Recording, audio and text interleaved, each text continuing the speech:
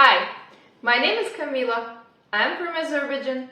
I'm a native Russian language speaker and Russian language teacher.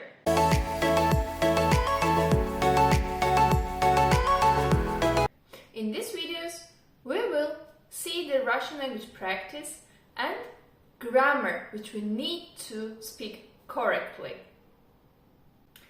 Today's video is for A-level students or for beginners. In this video, we will learn how to put the verbs in past tense. The good news is that past tense is maybe the easiest tense for verbs in Russian. Let's see how to do this. We saw in previous video that to conjugate the verb in present tense, you should first of all remove the infinitive endings from the verb. And for past tense, the process begins in the same way.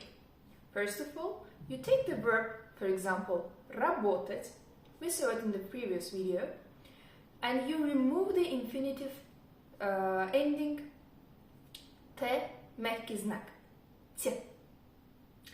After doing that, you put here the correct ending for past tense. And here we have the choice between these endings and how to choose the proper one. If your verb refers to someone in masculine gender, like to man or any object which is masculine gender. By the way, if you cannot determine the gender of nouns, I suggest you to see my video on channel which is related to this topic. And if you can do this, so you can understand that if we speak about man or any object which is in masculine gender, so you will use here ending l. You remove the infinitive ending t and put instead of this ending l. Very easy. So to say worked, you should say работал for masculine. For example, он работал, мужчина работал, компьютер работал, телефон работал. Let's see it in more long sentences.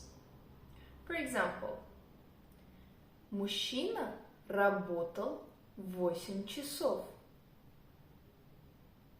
Он работал с утра до ночи. Компьютер работал без остановки. Телефон не работал сегодня. So now, what about other endings?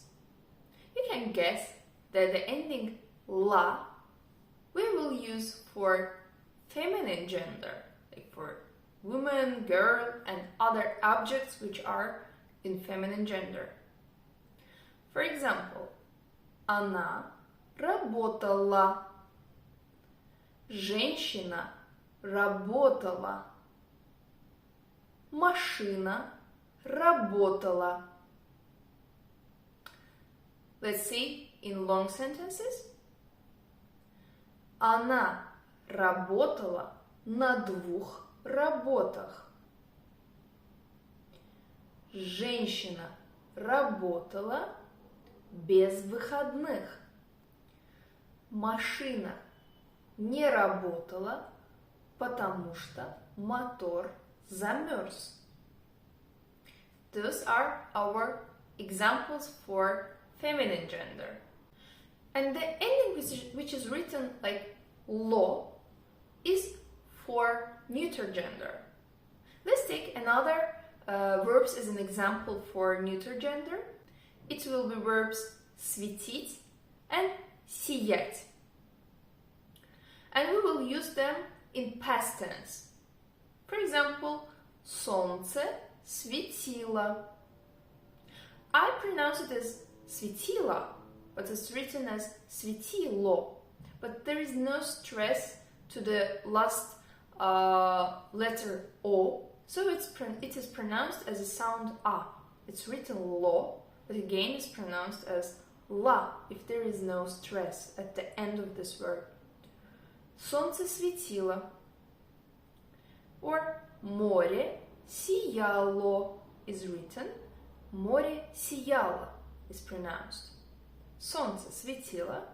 Море сияло. And what about the last ending? Ли. It is for plural. For example, родители работали.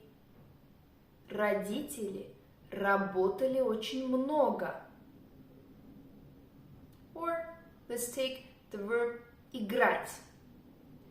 Дети играли. Дети играли во дворе. This is the first needed information you should know about the past tense. You should know these endings. L for masculine, la for feminine, lo, which is pronounced again as la, for neuter, and li for plural. You put these endings instead of infinitive ending. You remove infinitive ending and put one ending from this list. What extra information should you know about the verbs for level A? If you remember, we spoke about such verbs which are called reflexive verbs. In Russian we say it as возвратные глаголы, which ends with the suffix ся. For example, we took the verbs лечиться, it's written лечиться, and it's pronounced as лечиться, or учиться, or купаться. We took these verbs as an examples in previous videos when we conjugated the verbs. And what should we do with these verbs in past tense? The process is actually the same. You remove the infinitive endings. For example, лечить, we remove t, мягкий знак. Put here the past tense ending, for example, l for masculine. And just do not remember to put again here the reflexive suffix ся. Лечился. Он лечился. What is difference? Он лечил means he treated someone who was ill. Он лечился means that he was treated himself or by someone else. The action is on someone who is speaking. Он лечил action is made toward someone else. Он лечился action is made to himself. Он купал someone. Он купался to himself again. And what about feminine, neuter gender, about plural? It's very similar, but difference is that here instead of ся, you will put с. So we do not pronounce it as, we don't write it as с, я, and pronounce it as ся. We write it as с, мягкий знак, and pronounce it as с. Он лечился, but она лечилась.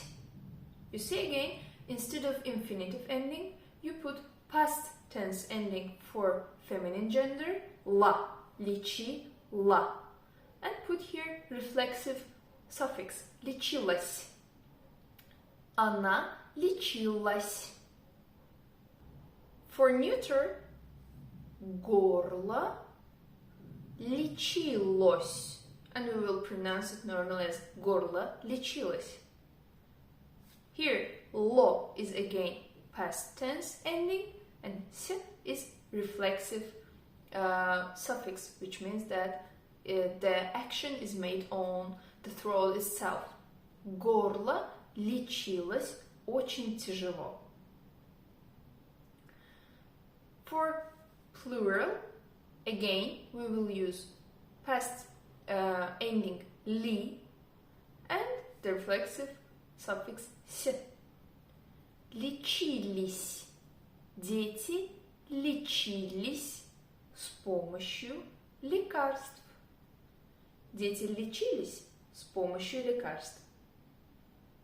So, to summarize, for reflexive verbs, you have the same endings as for other verbs, but you put at the end ся for masculine and с for other forms, for other genders or for plural.